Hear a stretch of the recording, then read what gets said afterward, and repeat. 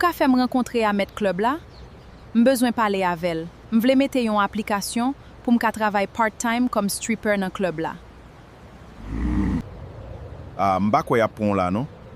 C'est femme qui pouesse yo qu'on prend là. Ba mal mandel pour.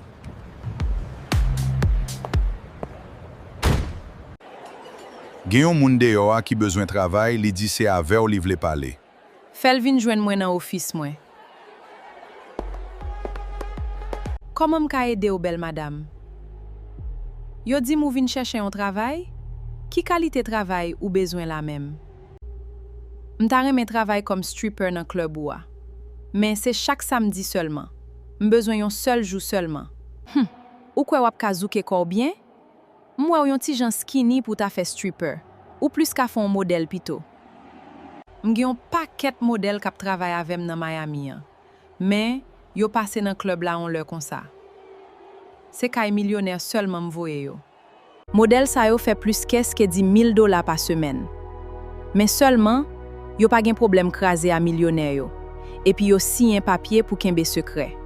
Sou pas gen problème m'ka metto nan liste là. M'a gade ça m'joine samedi ça et puis m'a mette non. M'a fò konnen. Dim non, ou intéressé? Oui. Vraiment intéressé, oui. M'te kon fè bousin gratis. M'gen pile expérience, oui. M'bral fè un pile kob là. Oh, kon ça fait kob te facile? Si m'te kon ça m'pa tap même al nan marié et puis al nan kaya on nèg qui pas même ka satisfait même.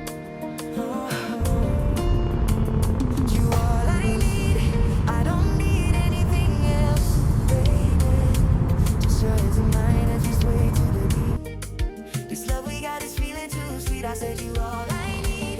I don't need anything else, baby. Let the whole world spin, let it do what it do. I'm perfectly fine just grooving with you.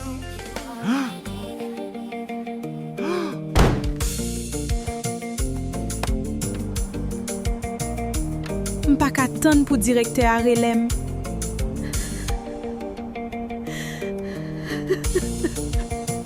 Moun yo pral commencer venir tout à l'heure comme ça. Comme bien préparé là. Zon yon di m'lap vini ta le tout et puis li di lap dormi la kay la le fête la fini. Comme tout di l'autre nèg yo préparé yo. Nous pral font bon cré à soir. Pral gen plaisir, m'pa ka tan.